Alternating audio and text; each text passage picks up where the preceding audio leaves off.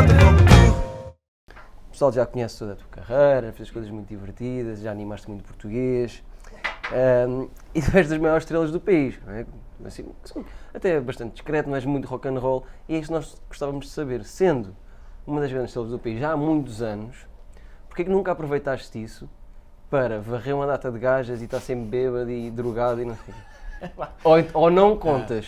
Não, pois é, Que é mas, sempre a sim, coisa da família, filha. Assim. É isso, vamos optar pela segunda hipótese. Para manter uma certa pátina de loucura e estrelato que na verdade não existe. Não, eu gosto de estar em casa. Não é? É mesmo desinteressante. Mas atenção, essa ideia de sexo e drogas e tal, drogas nunca... Uma vez na Universidade de Aveiro estava lá a falar para aqueles estudantes e eu disse que e eles fizeram uma pergunta clássica que é: bom, tendo em conta as coisas que tu inventas, em princípio fumas imensas coisas. E eu disse: experimentei uma vez e confesso que não fiquei grande fã porque deu-me sono. E há uma voz da plateia que diz: tens que insistir! Portanto, um dos miúdos estava a tentar que eu me drogasse como deve ser. Mas nas drogas nunca tive muito interesse. No sexo tenho algum, de facto, devo confessar. Mas mais na prática continuada sim, mas com a mesma pessoa? Não, repara, eu estou condenado a isso, não é? Estou condenado a isso, mas não... Condenado é ótimo. Não que isso seja a minha vontade. Não tenho também muitas oportunidades de fazer outra coisa, porque a minha experiência... Isso é mentira. Não é nada. A minha experiência... doido para te saltar para cima. Não é verdade, apresenta-me essas senhoras. Não é verdade, a minha experiência é que o baterista mais cavernícola saca mais miúdas do que o humorista. Um humorista que até sim, mas cheira se pusesse assim, já contando que são famosos, porque a partir da fama ainda traz mais, quem punha as categorias de quem saca mais gajas?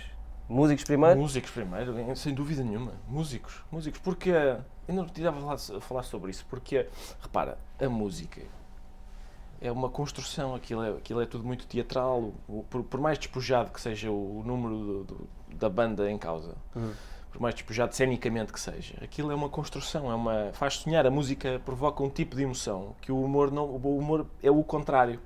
O humor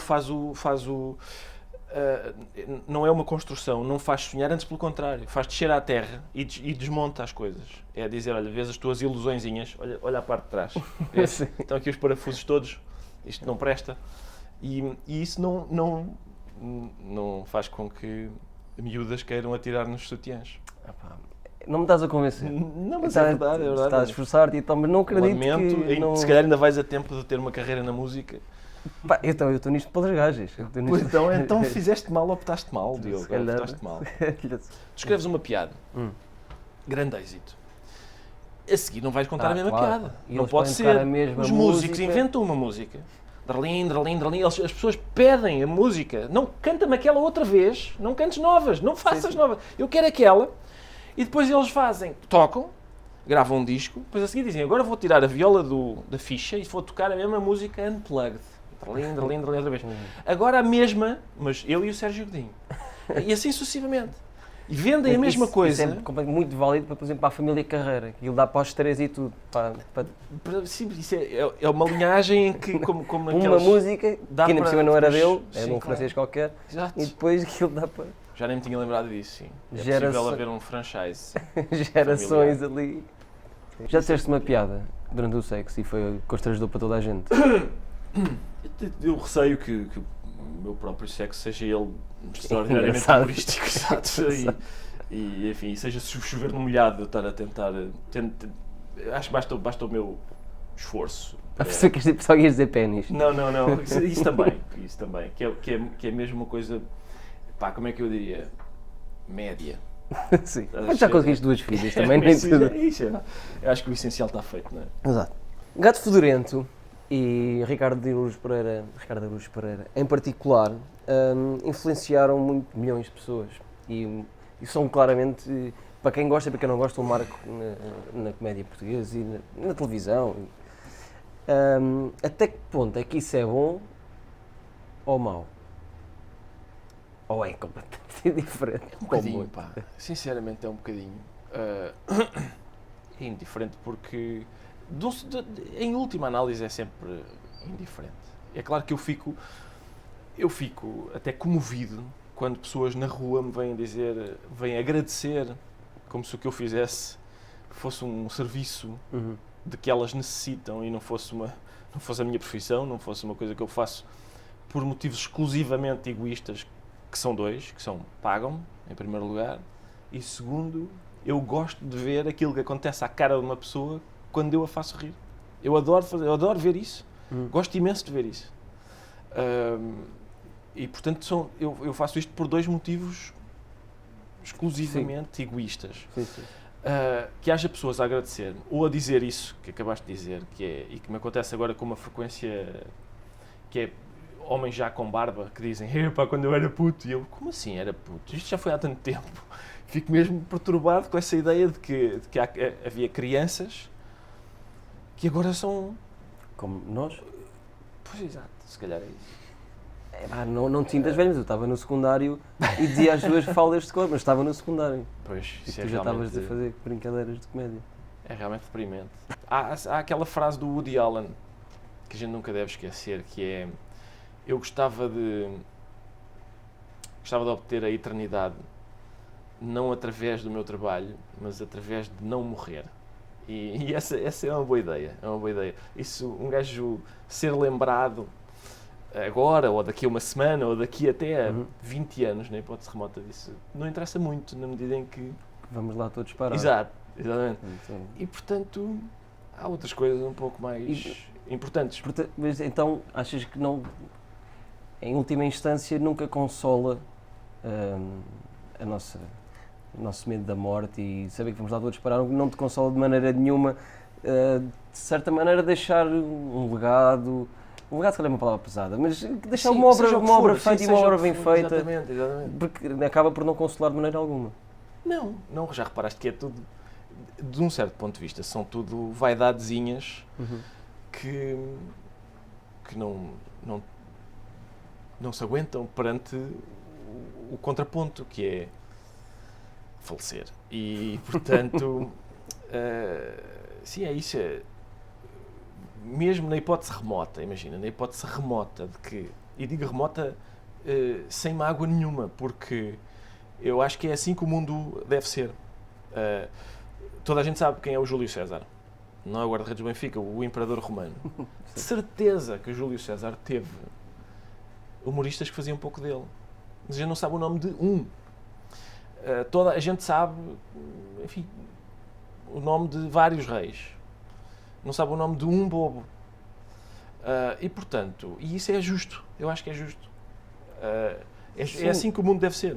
Mas, mas de qualquer das maneiras, deixa ser o Presidente da República e um rei ou um grande imperador, já para não vais morrer à mesma. Já para não falar nisso, o próprio Júlio César, que a gente também não lhes deve dar consolo. Exatamente. Agora que não se tem noção. Não consola o facto de haver dois Palermas que estão no século XXI em Lisboa a dizer o nome dele. O facto de ele estar morto é realmente um pouco mais poderoso do que isso. Sim. E triste. Não, ele em si não, mas temos que ir também. Repara como uma conversa entre dois humoristas acaba por chegar à conclusão de que tudo é vão e vamos falecer todos. E esta nota positiva, foi, por acaso, ainda bem que vieste, Ricardo, obrigado. Não, nada. Convida-me sempre que quiseres ficar deprimido, convida-me. Eu acho que nós só temos esta profissão porque somos meio mariquinhas que não têm outra maneira de reagir ao facto de convivermos com essa informação terrível, de sermos o único animal que convive com essa informação terrível da nossa própria extinção, e a gente não sabe, não tem maneira de... Somos demasiado frágeis para lidar com isso de outra maneira que não seja esta, de fazer pouco disso. E isso dá, de facto, algum consolo, pelo menos durante algum tempo. Sim, para termos uma certa aceitação, ok, isto vai acontecer, exato. E depois chegamos a casa e choramos à mesma. Sim, na mesma. Mas ao menos aqui no convívio sempre dá para... Sim. Para mim, não. Porquê é que nunca aderiste às redes sociais, nem queres? Certo. Porque é perda de tempo, não há nada de elucidativo lá? Há qualquer coisa que me incomoda nas redes sociais que tem a ver com uma certa cultura de linchamento, de humilhação pública e por exemplo, de denúncia. Quando eu era puto, denunciar era um verbo execrado. Ninguém queria denunciar. Quem é que partiu o vidro? Não sei, Sr. Padre. Eu estava a olhar para ali. Sim, mas na turma era um chibo. Havia o chibo, mas hoje é uma cultura de chibos. A questão é essa. Em todas as redes sociais há lá um botãozinho que diz deseja denunciar este comentário. E essa ideia, e sobretudo a ideia de que é possível denunciar por exemplo, no outro dia o Facebook, por causa de denúncias, há lá um algoritmo qualquer que, tendo em conta um determinado número de denúncias, vai lá e tira. Por acaso, acho que neste caso nem sequer a culpa nem era do algoritmo. É mesmo alguém do Facebook que tira aquela fotografia icónica da guerra do Vietnã, da criança nua a fugir da explosão de Napalm. Basta uma pessoa denunciar, não é preciso um grupo de pessoas. Basta uma pessoa. Mas, portanto, isso significa que para o Facebook o que é imoral não é aquela criança estar a fugir de uma explosão de Napalm. É ela estar a fazer isso nua. E eu não me identifico com esse tipo de moralidade. E constato que essa é a moralidade institucional, não só da empresa que fabrica essa ferramenta, mas dos utilizadores. Sim. Há muita gente que tem essa ideia de que é importante denunciar certas opiniões, não deviam ser publicadas. E a denúncia é anónima nas redes sociais. Enquanto tu escreves qualquer coisa no Facebook e está lá o teu nome, eu disse isto. Mas denunciar ninguém sabe. Sim. Vais lá, denuncias quem queres, por seja qual for a razão, e ninguém sabe, e o Facebook compactua com isso. Exatamente. E, portanto, além de que há ainda mais outra coisa, que é às vezes é muito fácil as pessoas não, e isso, eu acho que isso é crescente, as pessoas não perceberem ironia quando é dita, quanto mais quando é escrita. Quando é escrita é mais difícil ainda, porque eu quando é falado eu posso dizer assim, ó Diogo, ainda bem que fizeste a barba. Sendo que tu não fizeste a barba. Mas como eu disse com esta musiquinha, estou descansado que ele está a ser irónico. Na escrita é preciso ter outro tipo de sensibilidade, que a minha experiência é que os neandertais, que na sua maioria frequentam as redes sociais, não têm. E uma vez que não se compreende a ironia, e outras figuras de estilo, não é a única, a comunicação fica muito inviabilizada nesse tipo de plataforma. Claro, e depois se as pessoas sentem esse direito a denunciar algo com o qual não concordam, e muitas vezes ainda por cima não perceberam, por causa da ironia, ou seja, o que for, Exato. não perceberam mesmo assim, fazem questão de denunciar e tentar calar. E isto é uma coisa que está a passar muito hoje em dia, mas achas que é só nas redes sociais ou está realmente a haver um contexto de... Para já, o pessoal está ofendido por tudo e por nada, e depois não só está ofendido por tudo e por nada, parece que a sociedade está muito frágil, muito sensível, Sim. Acha que tem o direito a calar tudo com o qual não concorda, não gosta. Pão de centeio é feio. Não gosto. Por isso não podes dizer isso. Não podes, claro. Porque eu não gosto. É isso. É exatamente isso. Porque eu acho que as pessoas têm o direito de se sentir ofendidas. Claro. Eu fico surpreendido, não é? Fico surpreendido com a quantidade de coisas que neste momento ofendem as pessoas. Porque eu lembro-me de haver 2 ou 3 temas que a gente já sabia. Se era a religião, claro. Se é o clube de futebol, talvez. Havia 2 ou 3 temas. Mas hoje é possível tu ofenderes, haver gente indignada porque tu dizes que não gostas de tourada, que o handball, fazer uma piada sobre handball, que se calhar a Floribela do ponto de vista narrativo não é um programa assim tão bom. Qualquer coisa. Eu já recebi cartas sobre qualquer destes temas. Sobre a Floribela é excelente. Sobre a Floribela. E portanto, mas eu até, mesmo sendo surpreendente que as pessoas se ofendam por causa de várias coisas, não tenho nenhum problema com isso. As pessoas têm o direito a sentir-se ofendidas. Mas as pessoas parecem querer dar um passo em frente e acham que, imaginam que têm um direito diferente, que é o direito de não serem ofendidas. Ou seja, acham que o mundo deve ser para elas um sítio seguro, e seguro significa que nenhuma das minhas opiniões vai ser contestada ou posta em causa. Sendo que basta outra pessoa exprimir uma opinião contrária para, pronto, já está. Já não me sinto seguro aqui. E daí a tentar calar quem o diz, porque no mundo em que eu vivo, em que eu gostaria de viver, no meu mundo ideal, o que acontece é, por exemplo, um humorista diz uma piada muito ofensiva. E uma pessoa que fica ofendida vai ao Facebook dele e ofende-o. Está feito. Para mim está feito. Uma ofensa, outra ofensa. Claro, tem direito a... Exato. Ele tem direito a dizer o que quiser e a pessoa tem direito a ir lá responder. As pessoas, como acham que têm o direito a não ser ofendidas, querem mais do que responder à ofensa com uma ofensa. Querem responder à ofensa dizendo tira isto. E então escrevem para a plataforma onde ele escreveu aquilo, ou tentam, junto de outros sítios onde ele trabalha, acabar-lhe com o sustento. Acabar-lhe com o modo de vida dele. Como se tivessem esse direito. Exato. As pessoas pensam assim, percebem a ironia de tentar calar o outro. Não percebem. As pessoas não refletem, não veem se for ao contrário. Não, elas não percebem isso. Não percebem que só têm o direito de lhe chamar o nome que ele provavelmente merece porque existe liberdade de expressão. Elas não percebem que, estando a tentar calar outra pessoa, estão na prática a tentar calar-se a si mesmas porque há de voltar-se contra elas. Claro. Isso. E isso é realmente muito surpreendente. E sobretudo é surpreendente quando eu nunca escondia as minhas preferências. Eu recusei sempre que a minha vida fosse uma espécie de concurso de popularidade em que eu vou dizer que não tenho clube, porque assim as pessoas do Sporting também. Ou vou dizer que não tenho partido ou não tenho posição política. Optei pelo contrário, sempre. Para já porque não queria estar a esconder. Segundo, porque é melhor assim. As pessoas já sabem, eu digo, abre a boca e as pessoas, quem quiser, diz, está bem, mas tu és um comuna, por isso. E as pessoas já sabem o que é que contam. E terceiro, sinceramente, isso tem sido o contrário do que à partida se podia imaginar. Sempre que eu vou ao Porto, a primeira coisa que me dizem é, isto aqui, ser do Benfica aqui ainda é mais difícil do que lá em baixo, não fazes ideia. Ou, alguém chega ao pé de mim e diz assim, você só tem um defeito. E eu já sei exatamente de que é que estamos a falar. É um tema de conversa, é uma coisa que nos aproxima. O facto de sermos de clubes diferentes é uma coisa que nos aproxima mais do que nos afasta. É o contrário do afastamento. Se eu não tivesse dito o meu clube, se calhar ninguém falava comigo. Mas como eu disse, vêm ter comigo e é um pretexto para se meterem comigo. Sim. Bom, isto para dizer que nunca escondi as minhas preferências.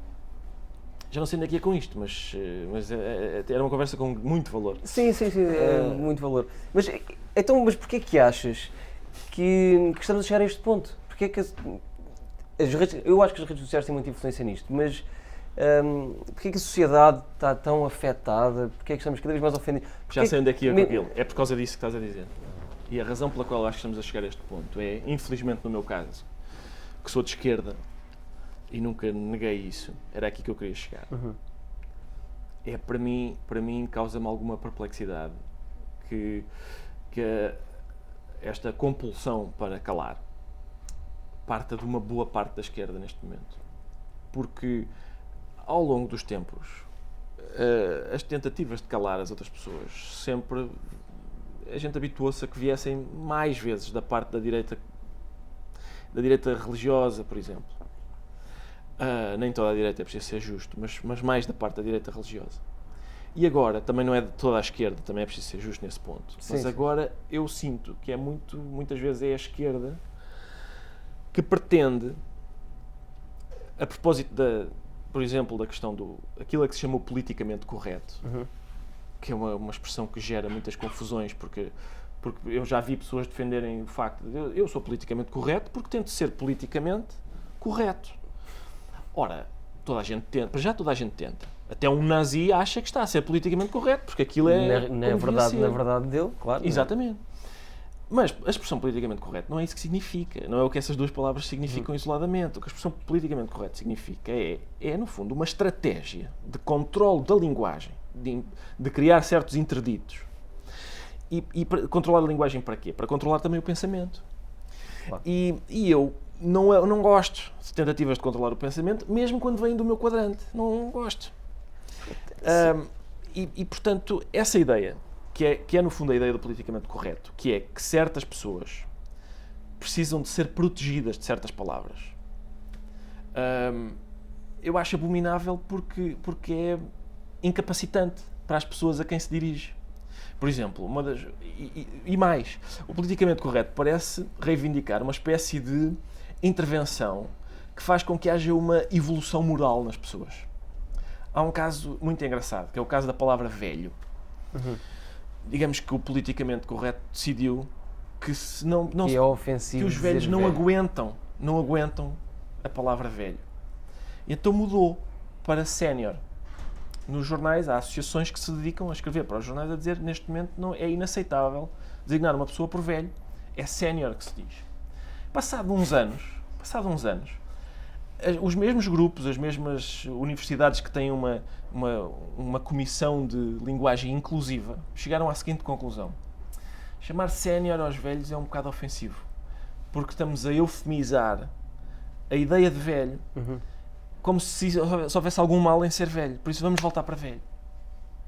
Ou seja, portanto, evoluímos de velho para sénior e de sénior para velho, o que significa que velho é uma evolução de velho. E eu, para evoluir assim, eu também consigo. Claro. Basta-me estar quieto. Exato. A minha questão é essa, hoje, eu tenho muito receio da prática atual em que é muito fácil dizer alto, isto não se pode dizer. Tu, cala-te, isso não. Eu acho isso muito preocupante, muito inquietante. Porque eu também, acho que estamos a viver períodos de... Eu acho que por exemplo, vamos a um caso extremo, como por exemplo negar o Holocausto. Há uns idiotas que dizem que o Holocausto nunca existiu e tal, os judeus, não sei o quê, isso não foi bem assim. Essa ideia, há países em que essa ideia é proibida, não se pode dizer isso. E isso para mim traz vários problemas. Primeiro, transforma essas pessoas em mártires da liberdade de expressão, quando são apenas idiotas, muito facilmente rebatidos por factos e argumentos, que é como as más ideias devem ser rebatidas, acho eu, não é pela lei, é por factos e argumentos.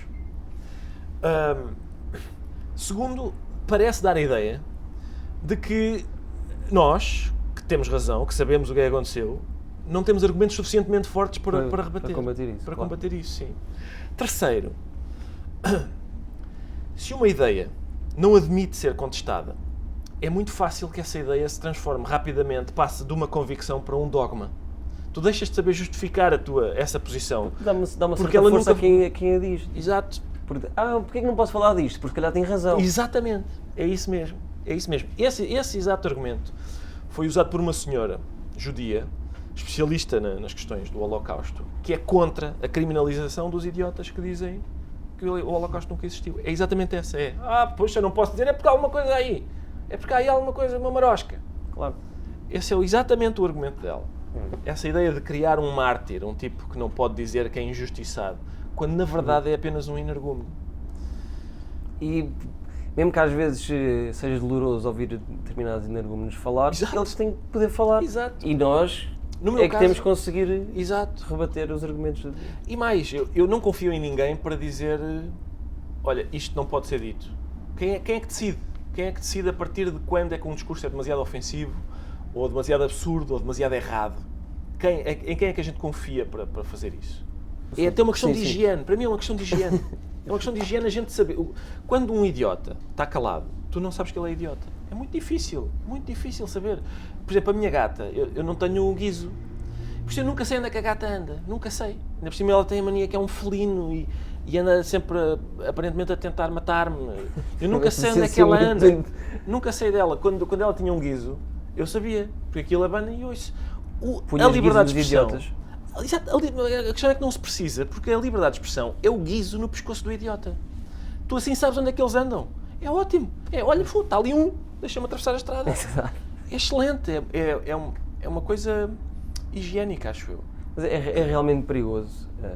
Eu às vezes estou a falar com o pessoal sobre esta questão e enervo-me porque acho preocupante. Acho que não vamos chegar a uma ditadura só por causa disto. Mas isto tem livezinhos, vivemos atualmente com livezinhos ditatoriais em relação às coisas que podemos e não podemos dizer.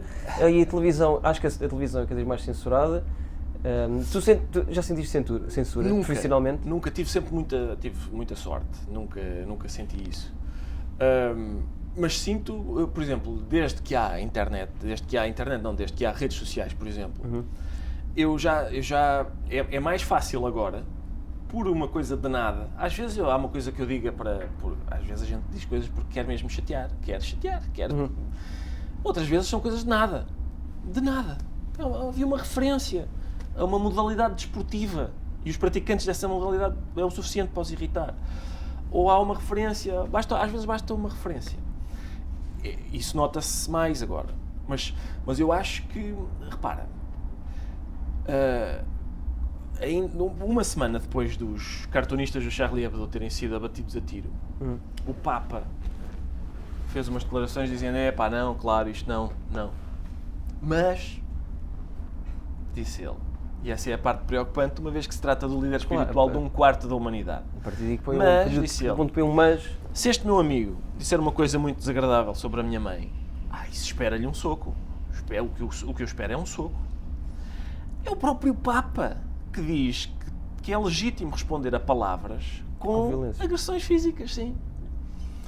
E, portanto, pessoas como eu, por exemplo, que acham que a palavras se responde com palavras e que é impensável responder a um desenho com um tiro na nuca, isto causa alguma perplexidade e não é um fenómeno novo. Quer dizer, quando o Rushdie, quando foi lançada a fátua sobre o Rushdie, o John le Carré e outros disseram quer dizer, também está a pedi-las, não é? Não está a pedi-las. Claro que ninguém está a pedir para ser morto porque exprime uma opinião. Claro. É o mesmo raciocínio daquelas pessoas que dizem que foi violada, claro, estava de mini-saia. É exatamente o mesmo raciocínio. E eu acho que isto está claramente a ser preocupante e há a censura na televisão. Como é que viste quando agora, por altura do Euro, a RTP pediu desculpa ao Pinto da Costa por uma piada? Sabes que eu... às vezes a gente ouve dizer assim, nunca se pede desculpa por uma piada. Eu não sei se adiro a essa ideia. Porque eu até por pisar alguém sem querer peço desculpa. Desculpa. Uma piada tem que estar hierarquicamente abaixo de pisar alguém sem querer para eu dizer que nunca peço desculpa. Eu acho que é possível. É possível a gente... esta caiu mal. Peço desculpa. Uma piada é uma coisa importante. E acho, para mim é. E por isso eu acho que em certos casos o próprio, se acha que correu mal, que não saiu como ele queria, quantas vezes é que não sai uma coisa como ele queria? Mas aqui não foi uma questão de ser o próprio. Exatamente, é aí que eu quero chegar. Não foi o próprio, foi alguém que foi a correr. Precisamente porque alguém, este Pinto da Costa, se sentiu ofendido. Claro, sim, mas aí repara, e não é por alguém se sentir ofendido, é por o Pinto da Costa se sentir ofendido. Porque se aquela senhora que vai passar na rua agora se sentir ofendida, a RTP não lhe vai pedir desculpa. O que eu acho que se torna tudo mais grave. Claro. E, portanto, a questão é, se o próprio achar que a piada teve qualquer coisa, que teve um efeito que ele não pretendia, eu acho que é legítimo que ele peça desculpa, sim. Agora, outras pessoas virem pedir desculpa por causa de uma piada que eu considero que não tinha rigorosamente nenhum mal. Porque a questão aqui, a propósito ainda disto e do que estávamos a dizer há pouco, sobre aquilo que se chama politicamente correto, achar que certos grupos de pessoas precisam de ser protegidos de certas palavras. O Guardian, aqui há tempos, não sei se te lembras, nos Emmys, a Amy Poehler e a Tina Fey imitaram o Bill Cosby sobre ele pôr comprimidos na bebida, exatamente. Uma senhora no Guardian, que é o bastião do politicamente correto em Inglaterra, disse: não me interessa o que é que o Bill Cosby fez. Não me interessa. Esse senhor é um violador, é um abusador sexual. Não me interessa. Nunca é certo uma pessoa branca imitar uma pessoa negra. E a minha questão Ela disse isso. Escreveu isso. E a minha questão é, porquê? Porquê? E, sobretudo, eu fico perplexo porque o raciocínio, eu sou branco, eu não te imito porque tu és negro, é parente parente muito próximo do raciocínio, eu sou branco, eu não te cumprimento porque tu és negro. Isso é só racista. Isso é só racista. Porque na base de ambos os raciocínios está, nós não somos iguais. Exatamente. Se nós formos iguais, eu imito a ti e imito outra pessoa qualquer de outra cor. Sim, mas também é a questão de chamar o preto e o negro, e as pessoas sempre o complexo de não se pode dizer preto, não se pode dizer branco, tem que ser caucasiano, tem que dizer negro. E sim, isso causa essa separação. Interditos na linguagem que, em última análise, inviabilizam a comunicação, acho eu. Há uma linha tenue que separa a ofensa, com toda a liberdade de expressão que isso implica, da difamação, que é uma linha tenue muito difícil de separar, e mesmo legalmente, como é que se legisla isto? Se eu disser assim, se eu disser que isto é ridículo, se eu disser que a tua filha deu com um rolo de massa nas costas do Zé Diogo Quintela porque ele não tem pão sem glúten na padaria portuguesa. Certo. Isto é difamação ou liberdade de expressão? Não, estás a ser rigoroso, porque realmente ela é celíaca e não, eu acho que... Não, isto era só para pôr o contexto Eu percebo que não queres que eu responda exatamente a essa pergunta, mas é uma coisa mais vasta. E eu acho que, repara, a maior parte dos argumentos que eu aqui tenho expendido não são meus, são de um senhor chamado John Stuart Mill. E ele próprio acha que que o discurso, caso a caso, às vezes a gente tem de o avaliar. Porque uma coisa é tu dizeres, vou citar, mais ou menos, os comerciantes de milho, isto era tudo, isso é uma cambada de bandidos. Se tu disseres isso no jornal, por exemplo, é uma coisa. Se tu disseres isso à porta de um comerciante de milho, à frente de uma turba de gente armada que quer matá-lo, isso muda completamente. Muda o valor do discurso que tu disseste. E eu acho que há várias ponderações que têm de se fazer. Por exemplo, se as pessoas quiserem dizer que aquela pessoa que vai passar na rua é gatuna, isso é difamação. Se alguém quiser dizer que eu sou gatuno, eu acho que ela tem mais latitude para fazê-lo. Porque é diferente dizer isso de mim. Eu aguento isso melhor.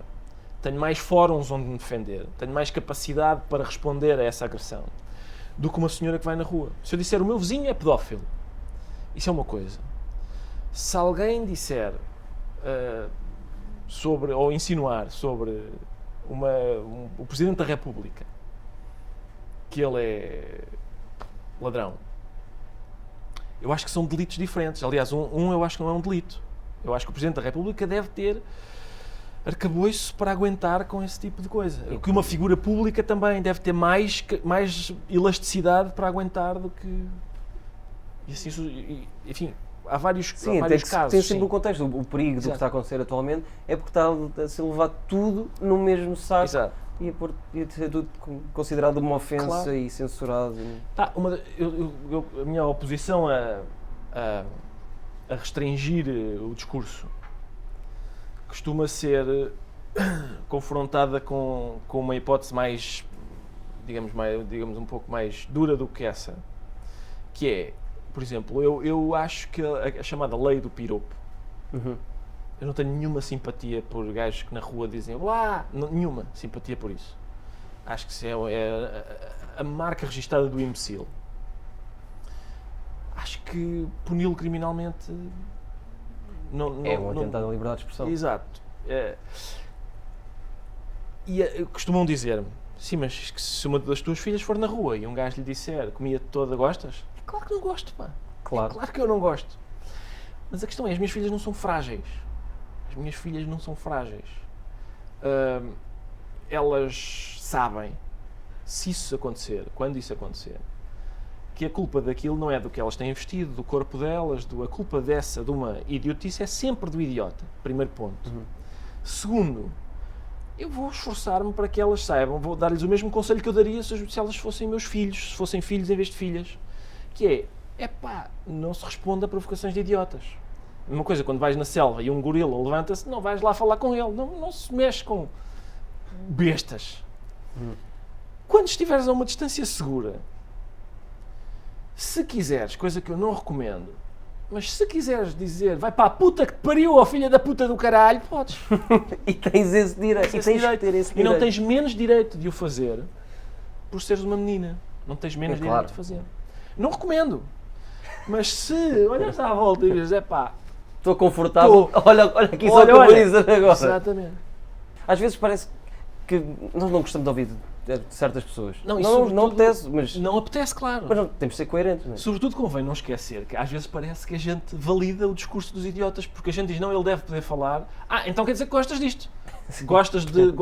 Achas que realmente o Holocausto nunca existiu, que as mulheres na rua são para ser assediadas, que... Não acho nada disso. Não tenho nenhuma simpatia pelo discurso dessa gente.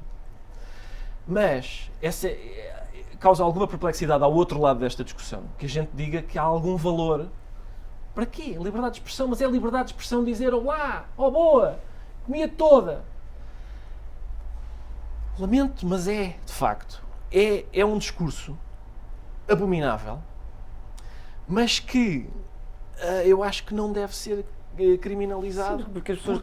porque é discurso, lá está. Porque as pessoas estão a confundir a liberdade de expressão com boa educação. Lá está, aí é que está. O meu problema neste momento é esse, que é boa parte da direita é contra o politicamente correto. Aliás, tu ouves o Trump a falar e ele diz, essa porcaria do politicamente correto deu cabo deste país. Essa parte da direita cavernícola é contra o politicamente correto porque acha que a falta de educação, a estupidez, a ignorância deve ser celebrada. E boa parte da esquerda é a favor do politicamente correto, porque acha que a estupidez, a ignorância e a falta de educação deve ser proibida. Uhum. Eu que não acho que deve ser nem celebrada nem proibida, estou aqui num ponto em que nem essa boa parte da direita, nem essa boa parte da esquerda, em que não me identifico nem com uns nem com outros. Lá está. Muito sozinho, com liberdade de expressão. Sim. Que o resto. No outro dia o Quintino, aquele Quintino Aires. Também se muito... O gajo disse, os ciganos, é tudo... Parecia o gajo da Alfama, não? Os ciganos não trabalham e tal, os gajos querem subsídios e não sei o quê. No país onde eu ambiciono viver, aconteceria exatamente o que aconteceu. Que foi, o gajo diz isso, o Gocha, na hora, diz, você está a generalizar, isso é muito perigoso. E há este caso... portanto, isso não é verdade. Na hora, e mais, o facto do Quintino Aires ter dito aquilo sobre os ciganos motivou que um jornalista, já não sei qual, mas eu li essa reportagem, tivesse ido com números dizer, ora bem, os ciganos vivem todos de subsídios. Estão aqui os números oficiais do Estado, apenas 30% das pessoas da comunidade cigana recebem algum tipo de subsídio. Os ciganos são todos criminosos. Estão aqui os números oficiais das prisões portuguesas, apenas 0, não sei o quê da população prisional é cigana. O que ainda é um número bastante elevado, tendo em conta que eles são uma comunidade bastante reduzida, mas não se pode dizer que são todos criminosos. Claro. E portanto, se o energúmeno não tivesse dito aquilo, eu ainda hoje não sabia qual é a exata medida da dependência do Estado das comunidades ciganas. E hoje sei. Foi precisamente por causa de lhe ser permitido... De ele poder dizer uma barbaridade daquelas que... Sim. Ainda bem que houve um jornalista. Então pronto, vamos lá ver. Estão aqui os factos, os números. E eu, felizmente, tenho o direito de fazer também uma reportagem sobre isso. Imagina, estás fechado numa casa. Uma casa muito feia, muito desagradável, e com mais 4 pessoas. Tu és o único que ainda tens hipóteses de sair de lá. Quem são as outras 4 pessoas? As outras estão condenadas. Vão ficar lá e vão estar lá para sempre, até morrerem, a falar uns com os outros. São Miguel Sousa Tavares, certo. O Vasco Lido Valente, o Ricardo Salgado e o Pinto da Costa. Mas tu tens que sair, só te permite sair, uma entidade qualquer, se tu saís de forma diplomática. Não podes estar zangado com eles, mas espera, e tens 4 objetos para interagir com eles. Tens um à tua escolha, são 4 pessoas, 4 objetos, um à tua escolha. Tens uma bola de pilates, um galheteiro e o Zé Diogo Quintela. Certo, que é um objeto sim, claro. Sim, uma miniatura. Claro. Mas é em peluche ou é mesmo o Zé Diogo? Eu tenho o Zé Diogo para operar como eu quiser. Sim. E a outra condição é que só ao saíres da casa é que libertas as tuas filhas que estão encarceradas por um dragão. Não. É no castelo da JSD. Exatamente, boa, claro. No conhecido castelo da JSD. Universidade de Verão. Eu não percebo o objetivo do jogo no sentido em que eu não sei o que é que eu tenho de fazer. Nem nós, para lá estar. Nós queríamos só perguntar disso. Sim. O Zé Diogo, sabes que o Zé Diogo é um tipo encantador, mesmo. Então, talvez ele é mais conciliador do que eu. Embora o Miguel Sousa Tavares goste ainda menos dele do que de mim. Pois é, porque eles estão sempre naquela... Isso ia indispô-lo.